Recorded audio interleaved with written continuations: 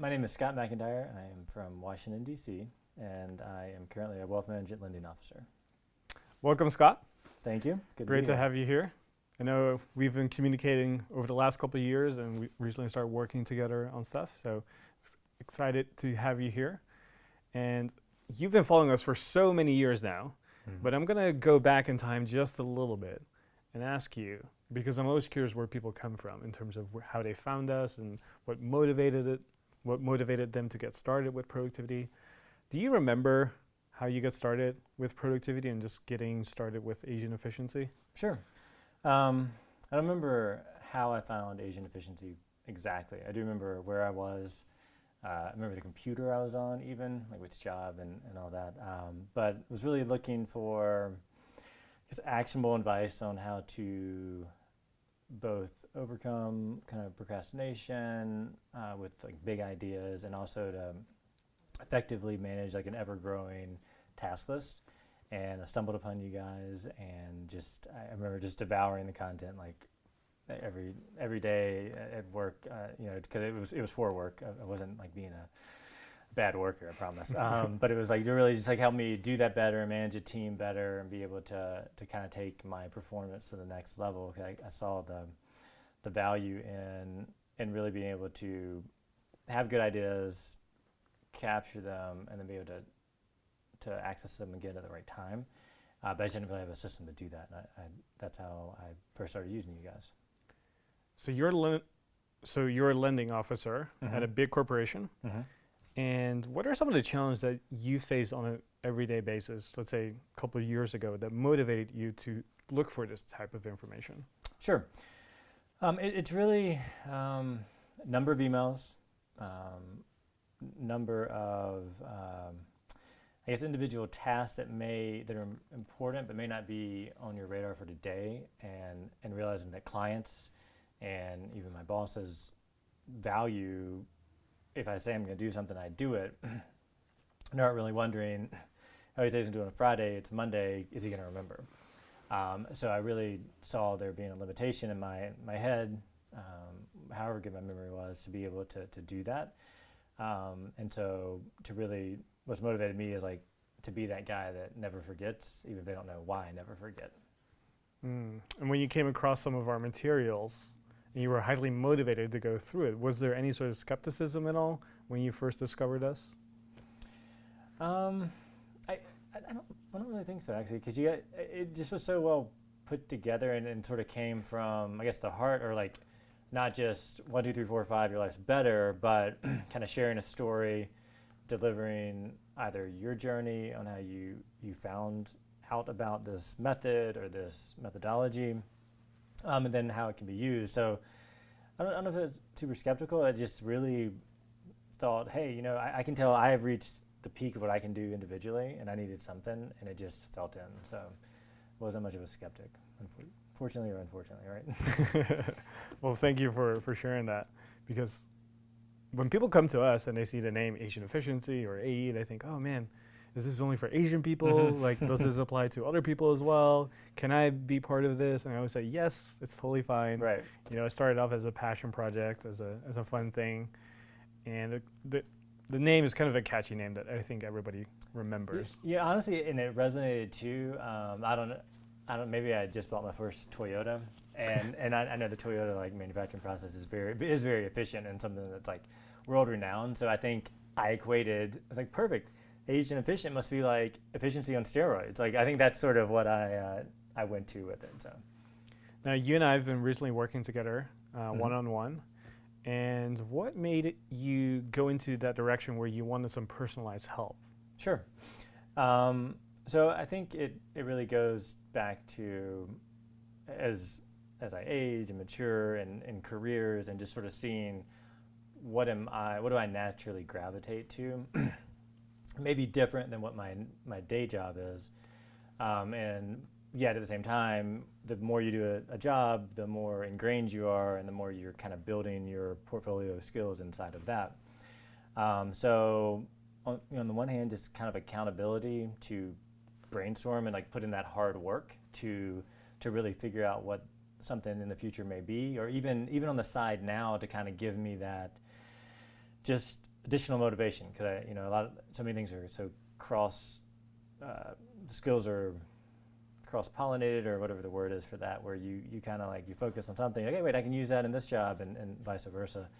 And so I knew that I needed somebody to help kind of guide my thinking, because I tend to ramble, tend to like be all over the place, and really help hone that in, and then help me sort of create a plan of execution that would be different than being involved in a corporation, because most side businesses don't have that infrastructure or that sort of net to catch everything. You've got to generate it on your own, and I don't 100% know how to do that. Right. So I thought it could be a good value add. And secondarily, or it could have been primarily, sometimes it's overwhelming, in jobs, and just sort of like things start to fall by the wayside, and I know they are, but to be able to like step back and see what those things are that are kind of making me not as effective as I could be and feel even less effective, I think that having somebody that's an expert in it to kind of point that out was helpful, and also one of the rationales behind it.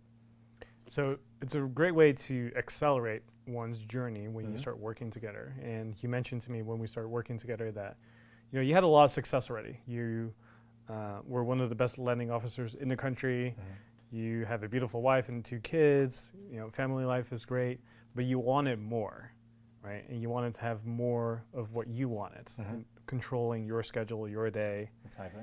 And I remember you coming to me saying, man, my task list is never ending. It just never stops. And you're the type of person who is a high achiever. And so when they have a list of things to do, they want to finish every single thing. And you just won't stop until it is done. And it was kind of to your detriment almost, right? Where, can you maybe describe that feeling and how that was? Yeah, absolutely. I guess it had gotten to the point where I knew if I finished this task, it would generate another one. And it was kind of like, you feel like you're on this wheel. I mean, yes, you're compensated. Yes, you're delivering like you said you would to clients and your partners. But it just got to the point where if I had a big list, I'm like, all right, I can't go home till I get done. I'm committed to inbox 0 and task 0 every day. Can't defer. And so it just felt like I had lost control of how I responded, how quickly I responded, and setting those expectations of I'm going to do excellent work. You just got to wait 2 hours, and then realizing that that's okay, and I can control that. It's kind of how I'd gotten, and definitely felt. I think I mentioned that like at the end of the day, like I was still so wired that it was like almost impossible to even like think about falling asleep or thinking about my family, and so like I'm there but I'm not there, and I knew that was wrong and not what I wanted my children to remember when they grow up. And one of the big things that we worked on together was figuring out a way for you to be in control of your day, and we came up with a very unique solution. Would you mind sharing what we came up with? Sure. I think a lot of high achievers realize that, hey, one of the first things to go is, or a badge of honor even, like I'm not eating lunch because I'm just working, and I'm first one here, last one out.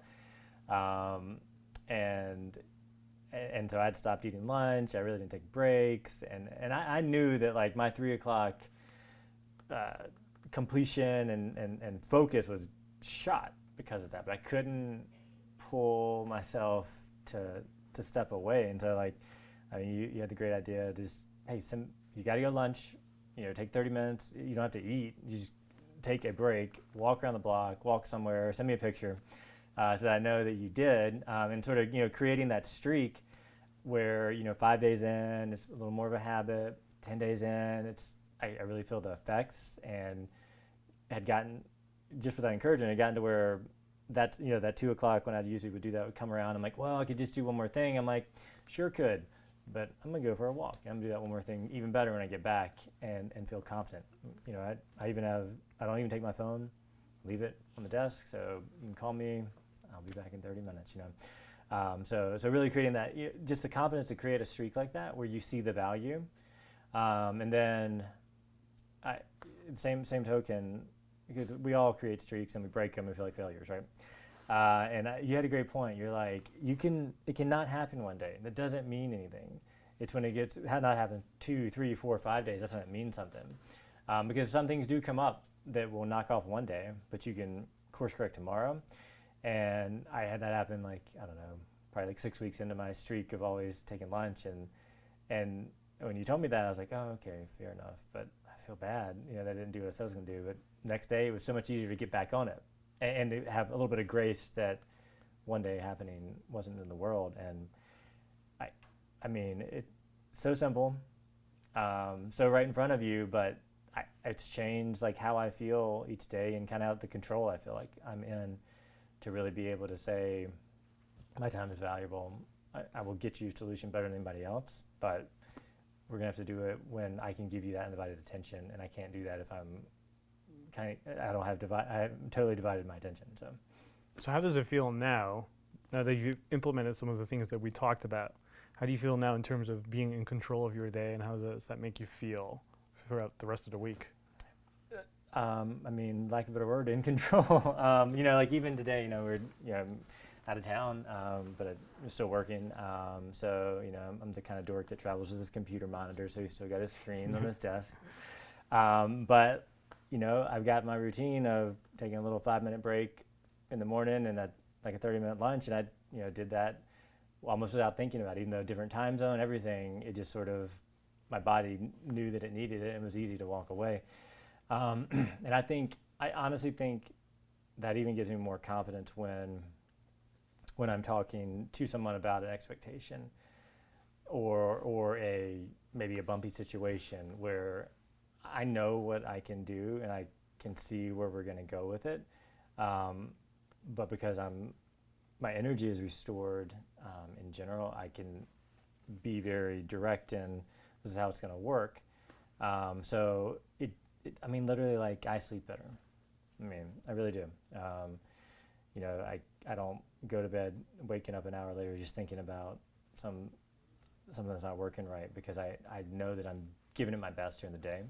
And then that translates into my weekend where I can, again, wall off for the family. I do not work on Sundays. I turn it all off. You try all you want to get a hold of me. I don't. And you know what? That may be frustrating day of, but I think the end result is that I do better the other 50 hours a week or however many hours there are that I'm engaged. So for people who are on the fence in terms of joining one of our coaching programs, they might have their own reasons. They might have, a cost reason. It might be that they don't know if it will work for them, or maybe they're just not as committed as they like to be. What would you tell these people? Well, that you might be hearing that sort of like, oh, take lunch, I can do that now, So is that a value add for my coach? The thing is that came with encourage, okay, how do we flesh out this other thing you want to do? How do you break that down? How do you do brainstorming sessions with yourself? How do you really have that idea and path forward, which is what gets you out of bed every morning? You get on the rat race where you do feel like your tasks are still generating more tasks and you never get out of it. Like what's beyond that? And I think having the coaching is what really was able to help me quantify that and really envision it, so that I know, I can do this little bite-sized pieces and really kind of work towards that and know that it's not just about the rat race that I'm on. And I think you don't get that from reading articles, because you can see it there, but it's like really that mindset being brought to light and really demonstrated comes from that one-on-one. And I think it's definitely worth 10 times what you pay for it, probably far more as you continue to reinforce those habits and those behaviors and thought processes you're creating with a great coach like yourself. Well, thank you. And one final question I have for you is, would you recommend our coaching program? And if so, for who would you recommend it? I think a twofold recommendation. Absolutely, first and foremost. I think you've got those who are in the corporate world that, a lot of corporations, they don't really pay attention to that level of how do we make each individual effective to their greatest potential, right? And knowing those systems, and we use Windows, I can't use OmniFocus and those things that work, but like you do a great job of turning it into a mindset, again, like simple things like take lunch or make sure you're doing your reviews, and how do you do that, and how do you make that work in your system, and so you're thinking that way. I think that you could walk away and get enough value out of just that piece alone. But then those who are trying to start, be a 10% entrepreneur or be something else in the second life or their second stage or whatever you call it. I think there could be nothing better, because there is so much that you don't know as a person when you're trying to step into something else. Even if you're bringing the expertise to execute on it, there's all these things around it that actually are what matters. Having a great idea is worthless if you can't execute on it. And those systems and those processes and those first steps that make you an expert to others doesn't come with the idea. That's something you need somebody to help you with. When I think, like, if I had, before I started doing like a little side business, if I had done this on the front end, like, it would be very different where I am now, and how I'm pivoting, because I would have known what not to get trapped into, what methodology to use from a marketing standpoint or a workload standpoint. So yeah, I mean, I think you got those two sample sets. You got those who are in a company job, they like it, but they want to be better, invaluable. Those who want to have something different, either full-time or part-time, invaluable. Well, thank you so much for sharing your story. I really appreciate it, and I'm sure I'll see you around in the future. Absolutely, you definitely will. Thank you, Scott.